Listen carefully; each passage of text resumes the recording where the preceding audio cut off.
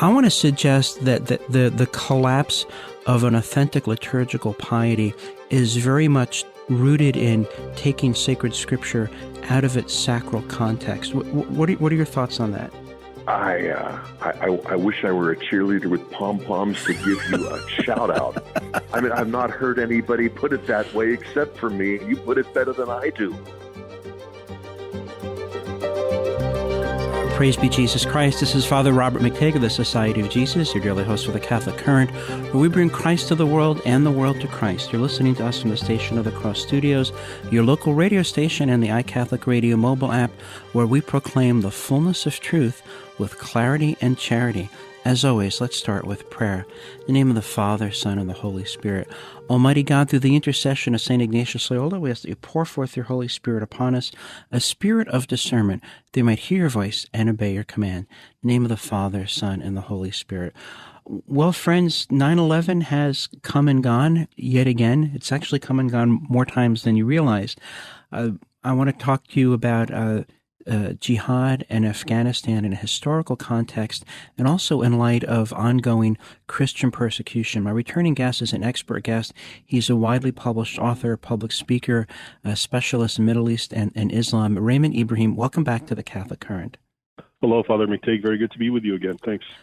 Raymond, we know that 9/11 passed a few days ago, and there's a reference to the 9/11 of 20 years ago, which is considered the big 9/11. But 9/11 looms large in both Muslim and Western history for two other reasons. Can you fill us in on those, please? Sure. Before the famous 9/11 of our time, there were two, as you say, important ones that had the same significance, but in the opposite way. The same significance in that Muslims were attacking, as in our 9/11, but in these, as opposed to the 9/11 of 2021 that just passed, the Christians actually prevailed, even though they were under significantly worse and outmaneuvered or basically disadvantaged position, outnumbered. And the first one really is the siege of Malta in 1565, when the Ottoman Empire basically unloosed almost, much of what they had to take this little rock, which is what Malta is essentially in the Mediterranean, this tiny little rock. And the reason, of course, was the Knights of St. John were in charge of it. And earlier, of course, centuries earlier, they were known as the Knights Hospitallers, and in the Holy Land as part of the Crusades. But they got, as all the other Crusaders, they got evicted in the 13th century, late 13th century. And at any rate, they ended up being in Malta. And for Suleiman, the Caliph of the Ottomans, it was actually the chronicles discuss it as they were basically a thorn in his side, Turkish chronicles, because the Mediterranean is where the Ottomans like to expand, of course, and attack Christian nations. And they also were being aided at that time, this is now the 16th century, by the Barbary pirates of North Africa, the Muslims who were right in the modern states of Tunisia, Morocco, and Algeria, who were also engaged in this hand in hand with the Ottomans. And actually, that's the century, the 16th century, where you have, according to historical estimates, something like 1.2 million Europeans enslaved and being sold mostly in Barbary as well as in the Ottoman areas. And this is to say nothing of what the Crimean Tartars were doing later and what the other Tatars were doing earlier. And I'm just talking about that century. Right. So the Knights Hospitaller fought fire with fire. And Suleiman finally decided that's it. So he said something like 30,000 Ottomans and a massive armada. And at the time, Malta was just defended by a couple or a few thousand Knights Hospital or Knights of St. John, as well as a few thousand Maltese men. So they were really outnumbered. They called for aid from all these other European nations. No one came to help. Everyone had their own excuse and so forth. And the siege goes on. They came in late May. And basically it goes on, and it's very horrific when you read the sources, what they went through. The leader, La Valette, I believe is his name, the Grand Master of Knights of St. John, was 71 at the time, okay, which obviously is pretty elderly for that era. And yet he was in full armor. Yeah, and he's in full armor and fighting. And now what's interesting to me, because these are the sorts of things that catch my eye, is, okay, so this is a war, and people will say big deal, but when you look at what he said and how he saw it, it's a war of religion. And of course, that's how the Ottomans also saw it and articulated it. So right before, and even as the sails of the Ottoman ships were approaching, I have actually a quote I can read. He basically, Yes. he said to them this, his army, he said, "A formidable army composed of audacious barbarians is ascending on this island.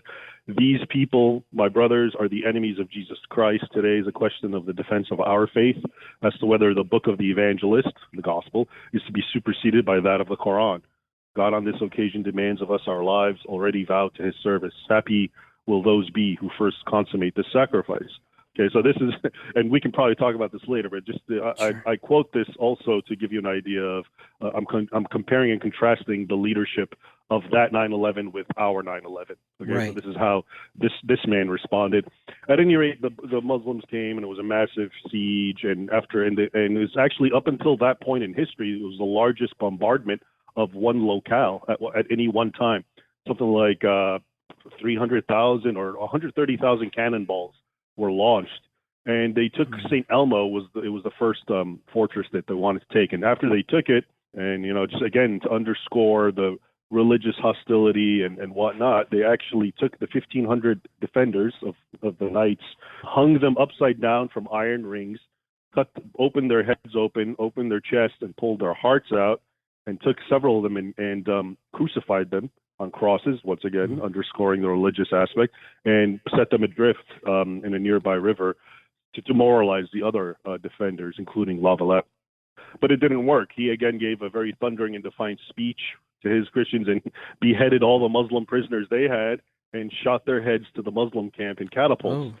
So again, this was fight fire with fire, fight tooth and nail, and it continued going on, and they were about to finally lose. But the Muslims finally got to a point, and it was now September, and they still couldn't take it. They expected to take the whole island in a month, and they came in May.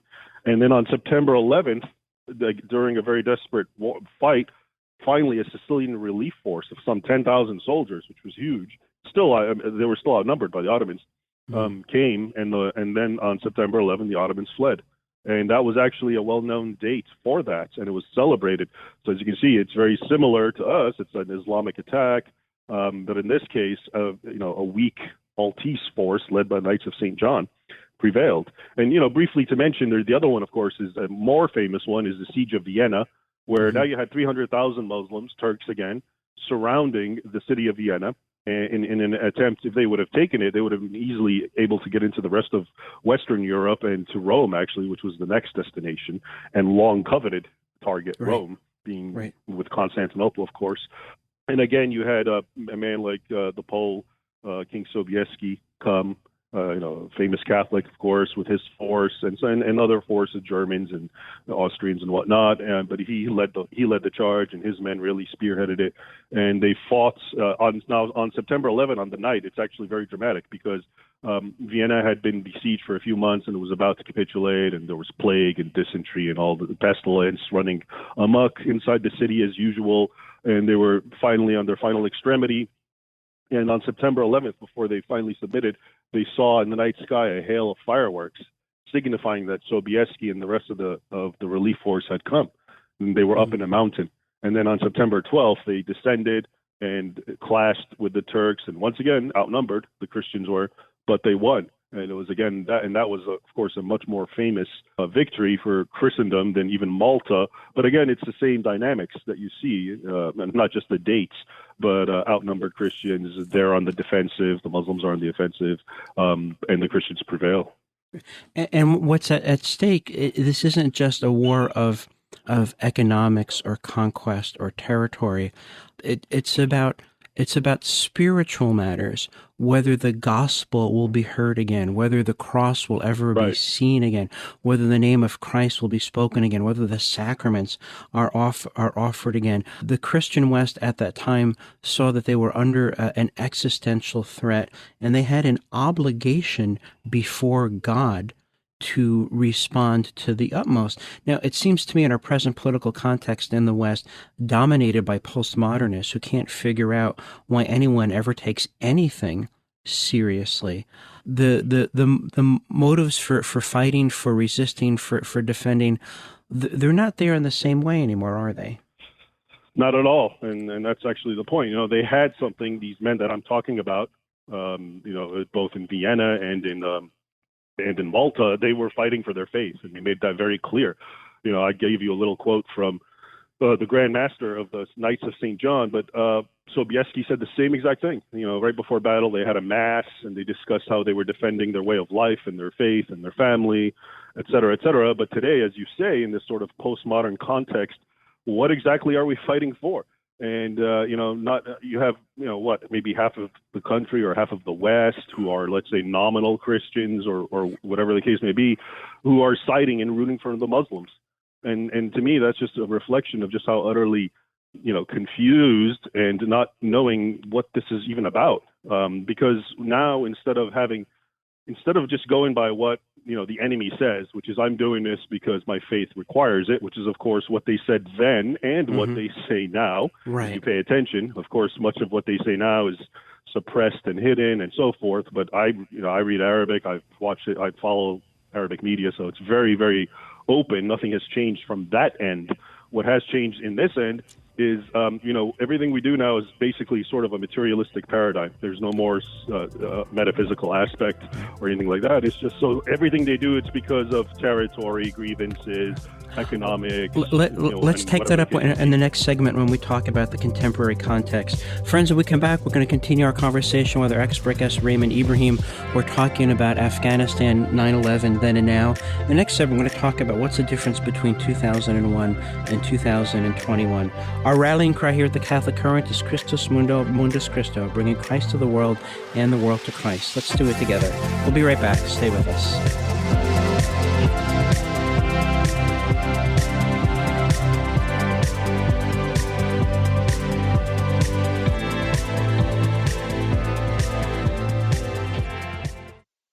This is Jesuit Father Robert McTague. During the upcoming fund drive running September 27th through October 1st, I will be answering some of your questions on faith, morals, and culture. You can send emails to info@thestationofthecross.com, submit a question on our website, or select the Record a Testimonial option on the iCatholic Radio app. I look forward to answering your submitted questions on the air during our fall on-air appeal running September 27th through October 1st. You're listening to The Catholic Current with Father Robert McTague from the Station of the Cross Catholic Media Network. Stay connected with the show, our guests and topics, by following the show on Twitter and Gab. Just search for The Catholic Current. Praise be Jesus Christ. This is Father Robert McTague of the Society of Jesus, your daily host for the Catholic Current, where we bring Christ to the world and the world to Christ. You're listening to us from the Station of the Cross Studios, your local radio station, and the iCatholic Radio mobile app, where we proclaim the fullness of truth with clarity and charity. And my guest today is Raymond Ibrahim, a well-known author, speaker, and expert on the Middle East and Islam. We're talking about 9/11 then and now. Raymond, anyone over the age of 30 or 35 can talk about, where they were on, 2001 and 9/11 and what the thoughts and the feelings were at that time. And then 2021, 20 years later, I think we can all still remember, but it's a very different kind of experience. Put it in context for us. What was the significance of the attack on that precise date? I think contemporary Muslims have a greater sense of history and a greater sense of corporate memory than the formerly Christian West does. It was no accident that the Twin Towers were attacked on 9/11, was it? No, that's actually one of the main theories that we hear, that 9/11, that date was picked in connection to these battles and confrontations that we were discussing, because there's many of them, Malta and Vienna, and there's other lesser obvious clashes. So to a lot of people, they've actually traced it to that. But I think the larger point really is the overall continuity of attacks on the West, which they still see. It's interesting because, we were talking earlier about how, Muslims, their rationale hasn't changed, and they say it past and present. It's the same, whereas the West has changed. But even till now, when the West used to be Christendom, and that was the arch enemy really of the Islamic world, they still see it as Christian, even though really, formally, officially, it's not.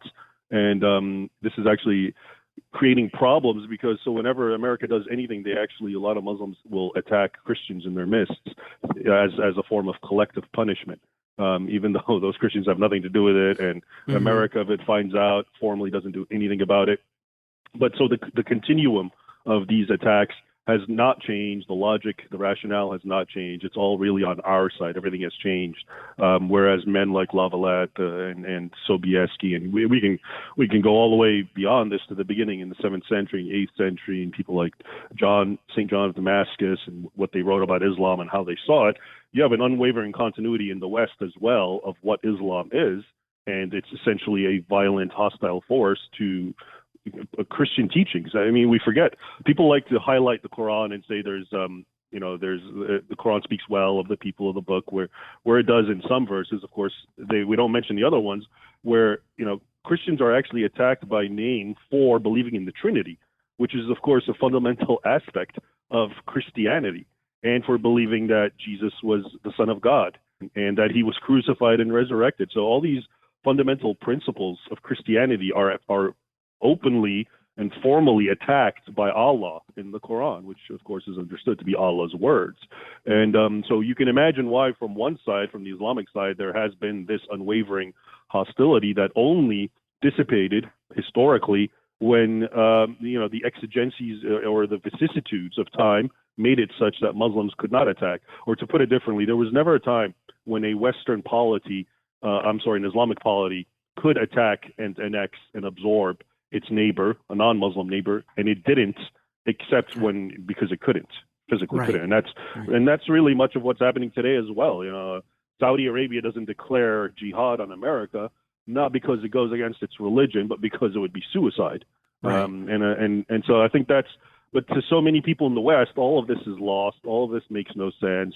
And again, as I was saying earlier, everything we see now is through this, I would call a leftist paradigm, which is just about materialism and grievances. And of course, the person who's always at fault, and this is in connection with things like, all these ideas now that float about, toxic masculinity, patriarchy, which all really point to Christians of Europe in the pre-modern era, who are the root of all evil. So if you even talk about any clash of history between Muslims and Europeans, it's going to be presented as if the Europeans initiated it. And of course, the Crusades are a perfect example of that, because they are ripped out of context and not seen for what they were, which is really wars of defense because of what Muslims were doing all around. Right. I want to interject here before we get to 9/11 of this year. August 15th of this year, and August 15th of the year 718. Why are those two dates significant for us? Right, and here again is another parallel. And it's just like the other ones we were discussing. So the original August 15th was in 718 was the delivery date of Constantinople from a year-long siege by the Muslim Empire, which at that time was the Umayyads. And they, again, vomited everything they had forth to conquer Constantinople, which was to them Rome, New Rome, and that's, of course, what was its official name. And Muhammad himself, before he died, made prophecies about those who conquer it and how they're going to get an even higher level in paradise and even more houris and whatnot, and all these sensual rewards.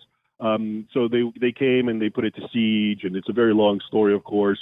But again, outnumbered Christians managed to prevail. And one of the lesser known anecdotes during that clash that I find amusing is because the Muslims had spent all of their fighting men, and a lot of them had died in that year, they started conscripting infidels to at least man their boats. So I think something like hundreds of fleets or ships left from Alexandria, which of course was a Muslim colony at the time, but they were manned by the Copts, because they were the ones who were actually rowing. And in the middle of the night, they all jumped in the water and swam and were accepted into Constantinople and told the emperor the Muslims' plans, and which actually helped him send out his warships, and they used Greek fire. And that's what ended up leading to victory, which I think, again, is interesting. And again, that itself shows you, well, how were the Christians, the Copts, being treated in the 7th century? Because there's this myth that it gets really bad for, let's say, the Copts under the Mamluks in the 13th and 14th centuries, beginning then. But here you get an example from the very start. It's not even been 100 years since Egypt's been under Islam, and you got all these Copts who'd rather drown than fight for the Muslims. And it just, again, tells you. But fast forwarding now to our August 15th, and that's a day of course, embarrassment and shame, because that's when the Taliban this foe of the United States who, harbored the man responsible for the strikes of 9/11 and the deaths of over 3,000 Americans, and et cetera.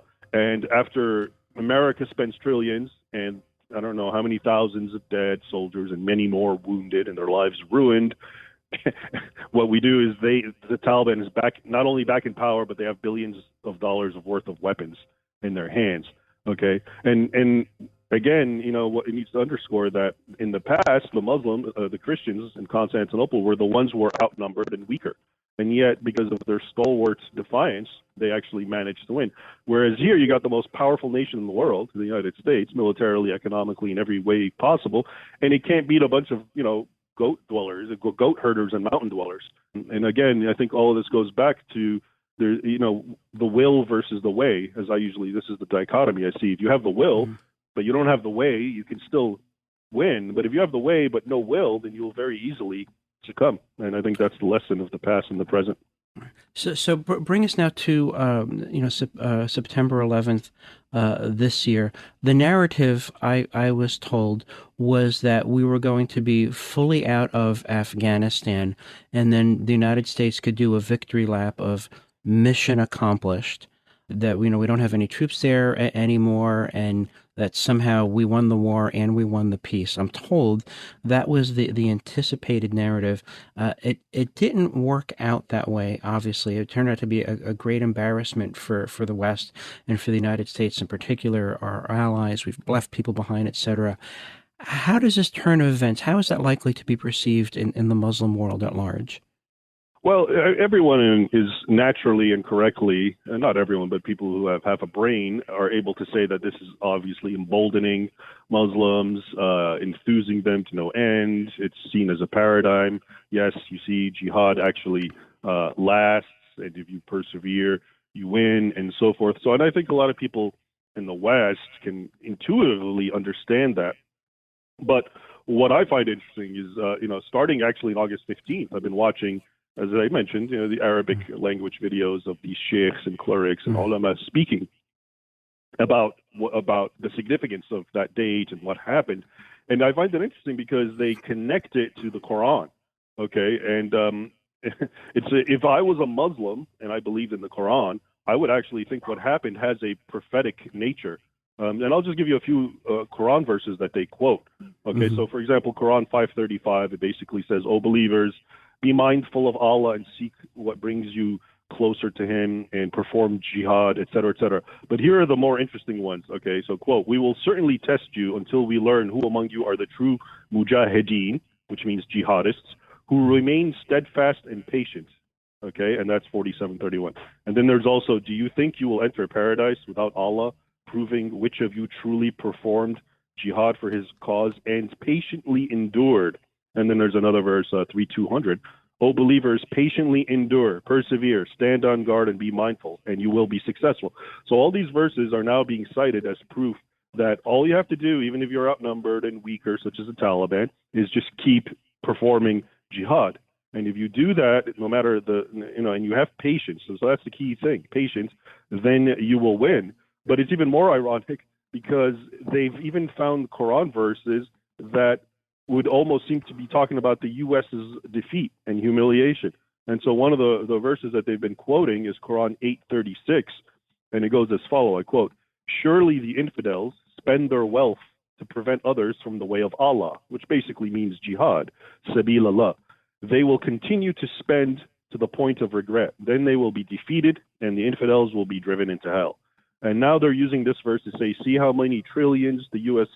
spent, and they were doing it. Why? They wanted to stop jihad. They wanted to stop the enforcement of Sharia and the upholding of strict, pure Islam.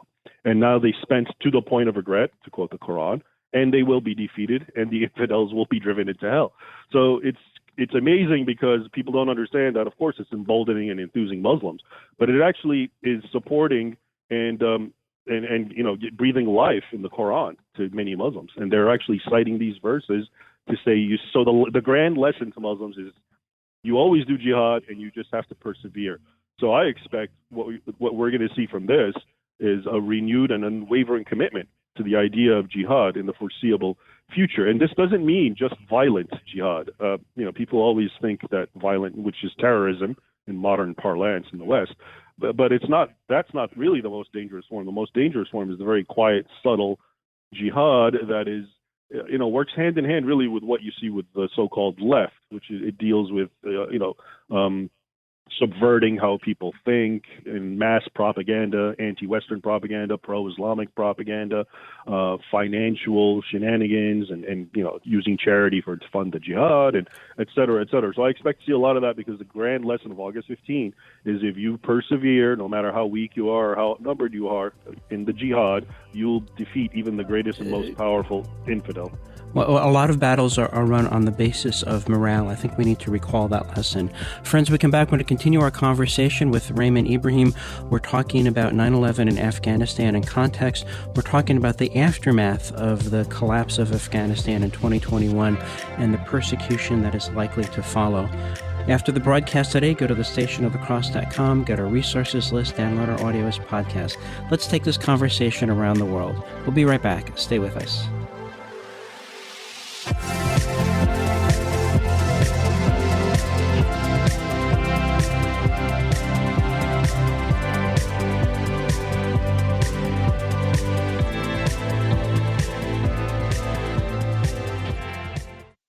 This is The Catholic Current from the Station of the Cross Catholic Media Network. Catch up on an episode you've missed or share them with your family or friends. The Catholic Current is podcasted wherever you enjoy listening: Apple Podcasts, Google Play, Spotify, Stitcher, TuneIn, and the iCatholic Radio mobile app.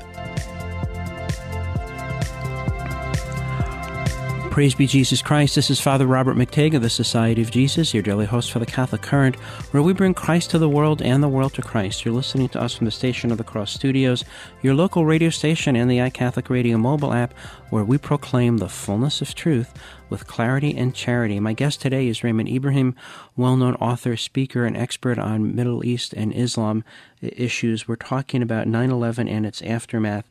So it's we're moving into we're into now the second half of September in 2021. Things seem to be going from bad to worse from Afghanistan, at least from the Western perspective.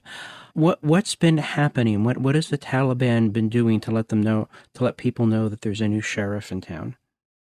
Well, we're all familiar, of course, with the fact that Americans were abandoned and left there and not able to be rescued, of course. But lesser known is a couple of interesting facts. First, as you know, I follow the trends of Christian persecution around the world, specifically the Muslim world. And most people don't realize that if you looked at the statistics, the 50 worst nations in the world, okay, or let's actually put that of the 50 worst nations in the world we're in to be a Christian living in, meaning you're very much persecuted. Something like 80% of them are Muslim. Okay, I've done the math. It's something like 30 plus or 35 nations. But even in other nations, it's in the name of Islam and so forth.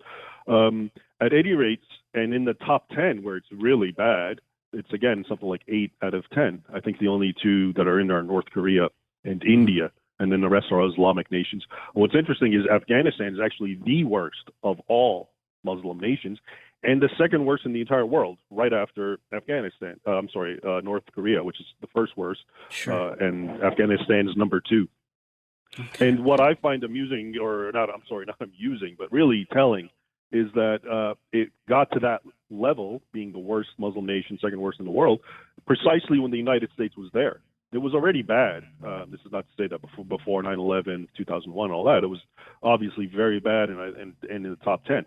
But it got much worse. And one of the reasons, of course, as I mentioned and I touched on, is the idea of collective punishment. Anytime the U.S. does anything, local Christians in the Muslim nations get attacked. Okay, and so what happened in Afghanistan is because the U.S. invaded, all of a sudden anyone who was found as a Christian was now a collaborator, a fifth columnist working for the United States, et cetera, and attacked further for that. And again, ironically, you would think that, well, maybe because the United States was there in the last 20 years or so, that they could have offered protection. Actually, they go out of their way to offer zero attention to persecuted Christians because they're trying so hard to win Muslim hearts and minds, and to show that they're fair and balanced. So they go out of their way and show absolutely no attention to what's happening to those Christians. But now it's even worse than that. So not only has the United States exacerbated and then totally ignored the plight of Christians in Afghanistan, which is really bad. Again, think about it. I'm telling you, this is the second worst nation in the entire world. Mm-hmm. If you're just in the top 10, that's bad enough. That's basically if you're just outed, quote unquote, as a Christian, you could get killed right then and there. So imagine being the second worst in the world. And now the latest news coming out, and I watched this from Glenn Beck, actually, who has a Christian charity, I think, called the Nazarene Fund, and who helped airlift over 5,000 Christians. He said, as an eyewitness, he had a batch of 500 Christians he was trying to take out of Afghanistan to a neighboring nation, mostly women and children, and a U.S. official prevented him. And he actually pushed them aside and sent them to this area, which Beck described as being an area covered with blood and body parts and nothing but death, to use his words. And he and here's now a quote from what he said. He said, quote, "The State Department has blocked us every step of the way. The State Department and the White House have been the biggest problem. Everyone else has been working together, putting aside differences and trying to get these people to safety. The State Department and the White House has blocked us every single step of the way." So this is a verbatim quote. And there's been other people who validated this and said the same thing. That actually, and what's, again, because I like to trace continuities, people think this is an anomaly. No, actually, if you go back during the refugee crisis that started with ISIS under Obama, okay, when Biden was there as vice president, the same thing happened. And we found that even though Christians in Syria, for example, were the ones who were being targeted for genocide, and even the United States acknowledged this because they're infidels.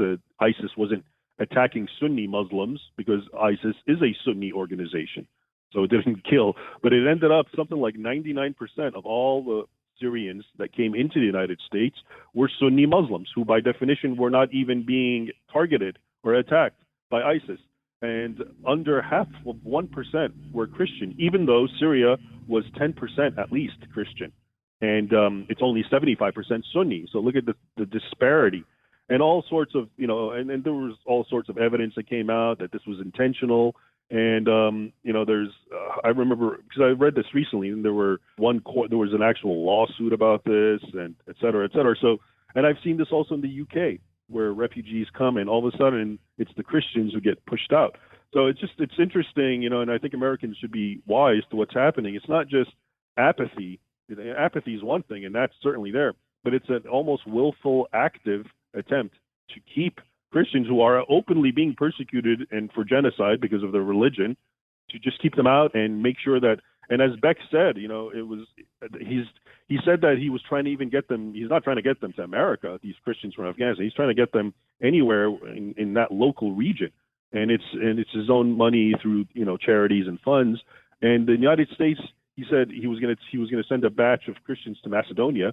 And when the United States got word, a State Department official called the Macedonia and told them not to take those Christians. What? And so it's really amazing. Yes, it's amazing. That's what he said. I got the quote. And he finally said, "I have two countries that are helping me." And he very frustratedly said, "I don't want to mention their name because if I do, the U.S. is going to call them and yell at them." And so it's just it's really strange and bizarre that I think people, A, need to understand it, and B, need to understand it's not new. This has been going on for a while by Biden, by Obama, in the UK, by these leftist politicians. So the Christians are not only expendable; they're in a certain sense that they've become indefensible. This is monstrous. This is outrageous. And the next time people wrap themselves in the mantle of justice and caring and inclusion and welcoming and so on, I'm certainly going to begin to bring these things up. What do you think is the likely aftermath going to be? What do you see life in Afghanistan becoming like, say, in the next 6 months to a year? It's going to be ISIS all over again. I mean, one of the problems with Western thinkers and analysts is they get caught up in these finite terms, Taliban, ISIS, Al Qaeda, and they think that there's some sort of special thing that does some weird form of Islam. The Taliban, just like ISIS, okay, it's a strict Sunni upholding organization, if you want to call it, but now it's the leadership of an entire country as it was before. I mean, remember the word Taliban is Arabic for students. And I always find it amusing because if you look at all these terror groups, their names are something kind of nice like students. Al-Shabaab, which is another violent and ruthless terrorist group in Somalia, simply means the youth. And it just shows you, these are the students and the youth who are learning Islamic principles. At any rate, I see Afghanistan is going to be, it's what it is, the Islamic Emirate of Afghanistan. Okay, that sounds to me like the Islamic State in Syria and Iraq. And they're going to be enforcing strict Sharia, which is the same thing we've seen before, same thing we've seen historically.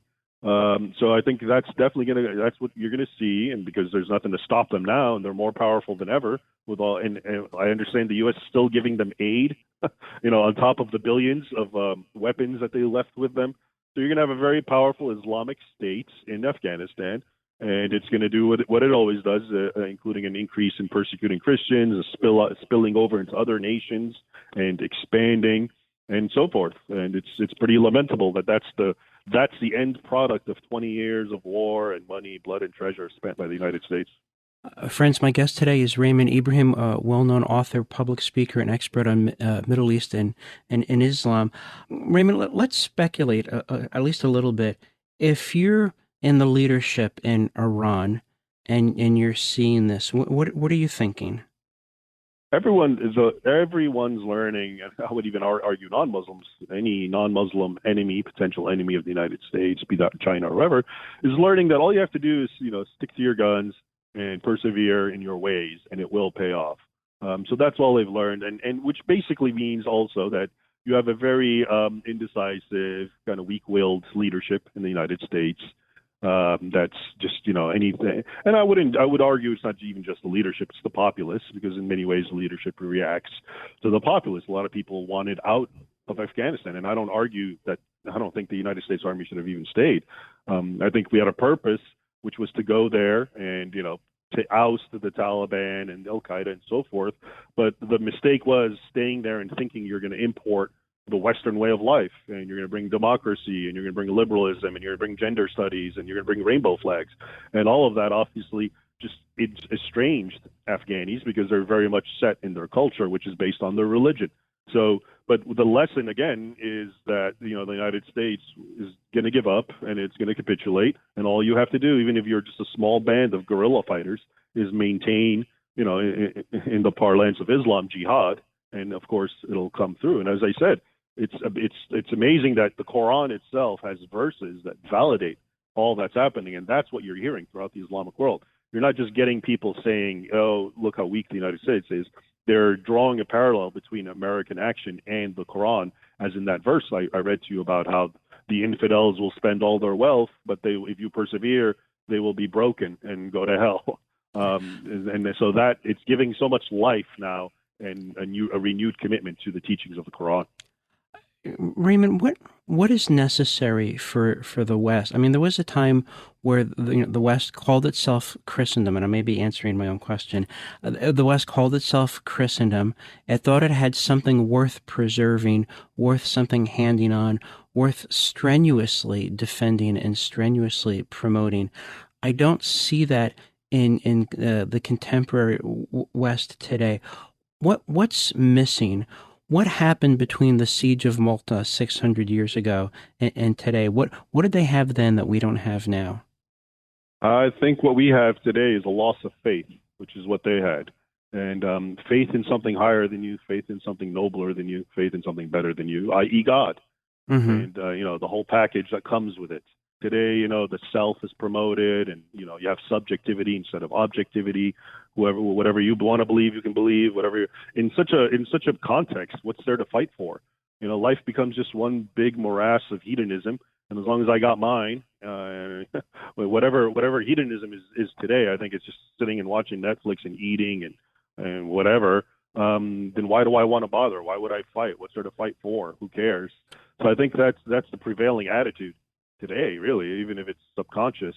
And that's why you see what you're seeing, which is this sort of capitulation and retreat from the West, a massive retreat before Islam, including in Western European countries where you get Muslims coming in and setting up Sharia courts So here's the irony, which you alluded to. You have all these Western liberals who supposedly promote human tolerance and so forth, and then they always capitulate to the worst form of intolerance, as long as it's not coming from a Christian.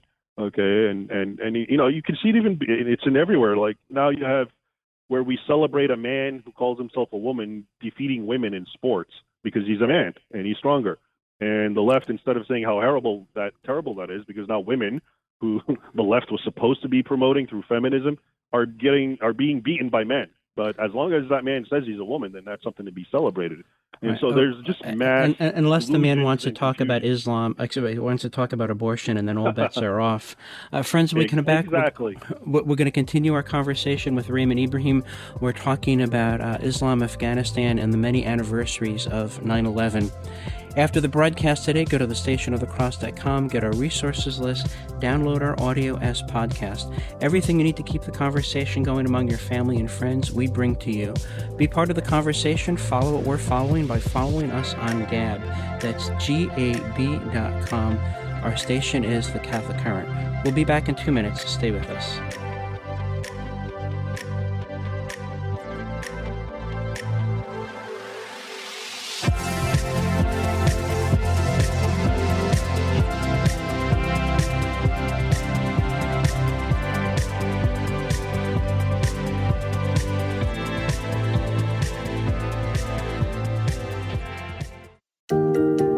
This is Jesuit Father Robert McTague, your daily host of The Catholic Current. Join me on Wednesday at 5 p.m. Eastern when I meet Dr. Molly Oschatz of the Zephyr Institute's Center for the Study of First Principles. We'll be talking about college without truth. Have educators really stopped caring about the truth? Join us on Wednesday at 5 p.m. Eastern on The Catholic Current, coming to you from the Station of the Cross and the iCatholic Radio mobile app.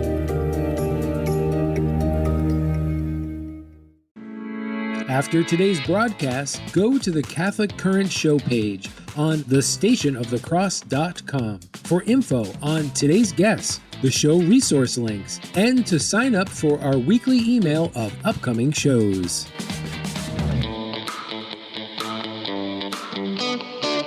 Praise be Jesus Christ. This is Father Robert McTague of the Society of Jesus, your daily host for the Catholic Current, where we bring Christ to the world and the world to Christ. You're listening to us from the Station of the Cross Studios, your local radio station, and the iCatholic Radio mobile app, where we proclaim the fullness of truth with clarity and charity. We're talking about Jihad, Afghanistan, and 9/11. My returning expert guest, is Raymond Ibrahim, well-known author, public speaker, specialist in Middle East and Islamic affairs. Raymond, I have to believe there are a lot of folks listening to us now saying, hey, Ray, hey, Father, this is all very interesting, but, we don't work for the State Department. We don't work for the Pentagon. We're not big-time movers and shakers. We're just ordinary folks. You're telling us about things we can't control and influence. I understand that response. I understand that sentiment, but I also think that it's incomplete. I think educators need to educate and parents need to educate as well. What are some of the lessons of history that teachers and parents need to hand on to their children so they understand what's taking place around them today? Sure, Father McTague. One of the lessons, it's well encapsulated by Ecclesiastes, which is there's nothing new under the sun. And, when it comes to our present topic, the Islamic hostility and war vis-a-vis the West, past and present, that is just as old as Islam is. And it began right with the birth of Islam. It's been such an unwavering thing, and it manifested, whether it was Arabs or Moors or Berbers or Tatars or Turks or whatever group, we get caught up. Historians will tell you, it's the Turks, it was the Mongols, it was the Berbers. Yeah, but they were all talking like and acting like ISIS and the Taliban and Al-Qaeda.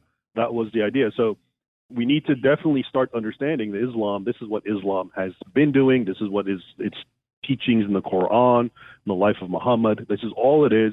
And so we need to get over this idea that, and it's still going on. I can't believe that till right now, I think Tony Blair recently came out talking about how, yes, there's a small minority of people who are misrepresenting and hijacking the true peaceful teachings of Islam, and we have to stand side by side with most Muslims. And just such thinking completely just is contrary and antithetical to history and doctrine and reality and common sense. And so you can imagine if you build policies and your first premise is the antithesis of reality and common sense, obviously everything built upon it is going to be worthless and it's going to crumble eventually. So we just need to understand, and this isn't to preach hostility, anger, or hatred against Muslims. These are all feelings I definitely don't have. But it's to, it's a little prudence, be wise like a snake, and understand reality. And and then you can look at a country like Hungary or Poland. It's humanitarian enough. It does what it does, but it also says we're a Christian nation. We don't want these teachings. We don't want mosques in our territory, and it's our right. Just like Saudi Arabia doesn't allow churches, and any number of other Muslim countries, and nobody complains about that. So it's not like you have to go to war or have violence or any kind of negative sentiment towards Islam, but you have to understand the reality of the situation, which is proven by an unwavering line of history and teaching and doctrine, which just goes back from Muhammad to ISIS and the Taliban. So in that context, but I think the greater lesson, of course, is that is just one of many confusions that the West is suffering from. So in as much as, Islam is what it is, which is the antithesis of what they tell us it is, the left, the West, or the left, whatever, we have a lot of that going on in even bigger fields of thought and ideas. This is a whole other topic, obviously, and I think you know exactly what I mean. But there's so many things that we're being told the exact opposite of, and that's the first premise, and we have to go off of that. And we mentioned one briefly, like the gender confusion. And now it's reached the point where I think you have to call a woman or a pregnant woman a birthing person, right? And all this, all these games we have with language and just distorting it. It's gone to the point I was reading about sharks. You can't say shark attack anymore because that demonizes sharks. It's a shark encounter. It's a shark event. And so all this stuff, this is a New York Times piece I read. Have the sharks been lamenting in Twitter that they're being vilified, that they're becoming the other? Apparently, they don't have to. They don't have to, but they're not Christian. So hey, we have to support them too. So right. It's a really bad malady that is infecting the West, and the Islam thing is just one very obvious symptom. But there's many other symptoms, and it all goes hand in hand.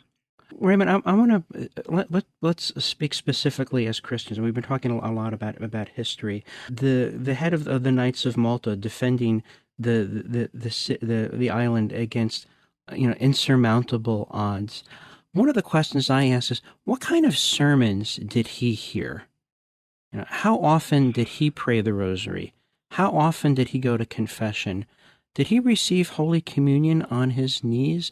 Did he anticipate his particular judgment? What was his spirituality like? I think Christians back then, at the Siege of Malta, the Siege of Vienna, they knew something and they were living something that we're not living now. Do you see that as a reasonable inference? Yeah, and I don't think it's just an inference. I think it's documented. I read and I write a lot about these historical figures, and every time they have mass, they're depicted as praying right before battle, confessions, partaking of the Eucharist. This is virtually every single battle and confrontation. And even more than that, even in their everyday life, that's how they were. And again, we don't have to conjecture. This is what the primary sources written by contemporaries and eyewitnesses said, and they weren't writing that because it was strange or weird or they marveled, because they themselves were doing that. It was just so part of the fabric of being a Christian. This sort of ritualistic aspect, even if you like, but the actual faith and the manifestation of it, visible manifestation, was so permeating the Christian world or Christendom that it was everywhere present. And again, it's sad because when you watch, let's say, a movie about the Crusaders or any one of these figures, that you get the exact opposite. They're just these evil mercenaries who are pretending to be religious, and they really don't care, and that's just their game. And they make the sign of the cross and scream, "God wills it," because they're really thinking about raping and plundering Muslims. And so this kind of idea has taken hold. And so when you and I say what we're saying, people automatically think, yeah, that was an act. They're just hypocrites. They don't believe that. But they really did. And, unfortunately, we, with the Western, the postmodern Western world projects itself onto the past. But if you go by the sources in the record, they're crystal clear. These were hardcore religious Christian men who fought tooth and nail for their faith, and that's why they prevailed, because they had something to fight for, as opposed to our times. Well, you see, I think that level of clarity that, I once went to a prayer service and we were asked to pray for our so-called enemies. And I said, if they're not really our enemies, that undercuts the daringness and the boldness, the audacity of what our Lord was commanding us to do, was to, love our enemies and pray for those who persecute us. There really are people who want us silent or silenced or compromised or even dead, because we acknowledge the Gospels and we point to the cross and we pray to the triune God as he has revealed himself to creation. And if we're not willing to acknowledge that, then humanly speaking, the battle is already over. And I pray that people will wake up, they'll come to know history, they'll come to know the faith, and they'll come to believe that Christ the King and his kingship is worth fighting for, is worth promoting, is worth defending. And for the love of God, let's figure out that Christians are worth rescuing. Let's not throw them into the maw of international politics. Raymond Ibrahim, God bless you. Good work. I always enjoy our conversations. I look forward to the next one. God bless you too, Father Mateg. Thanks for having me. I'm Jesuit Father Robert McTague, your host every day here at the Catholic Current. Join us tomorrow on Tuesday here at the Catholic Current is Timely Tuesdays. A lively guest and I have an open-ended conversation about hot headlines affecting the Church and the world. After the broadcast today, go to thestationofthecross.com, get our resources list, download our audio as podcasts. Keep the conversation going, and together we'll take it around the world. Through the intercession of Our Lady of Mount Carmel, may Almighty God bless you, Father, Son, and Holy Spirit. Go in peace, and please pray for me.